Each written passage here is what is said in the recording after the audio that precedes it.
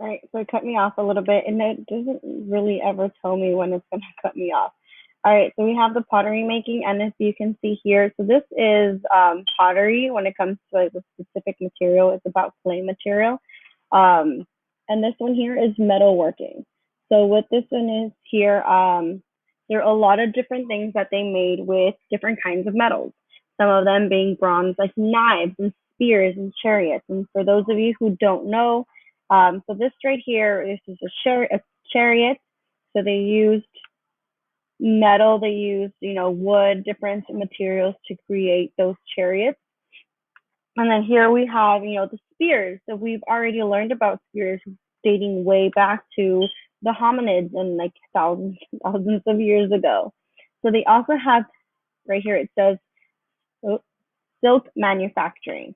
Silk, this is what silk is. It's a type of I don't want to say thread, but it's a material where it's used for clothing. It's wrapping, and these were things that turned into like this type of fabric, clothing, even like sheets. So when they slept and like all of that stuff. All right, so we had pottery, silk manufacturing.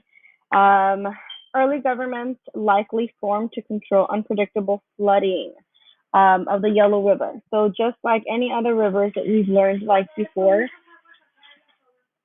they can be, sorry guys, they can be very unpredictable. So this one had the flooding, which we already know that can be good and can be bad. The flooding helps, the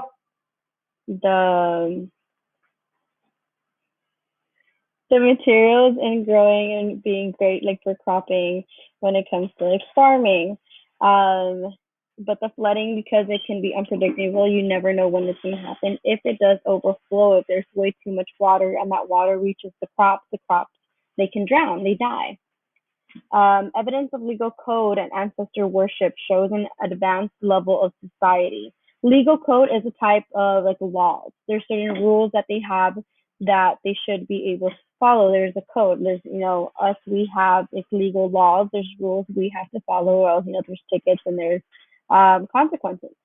Ancestor worship is worshiping or identifying the fact that there are people who lived before them.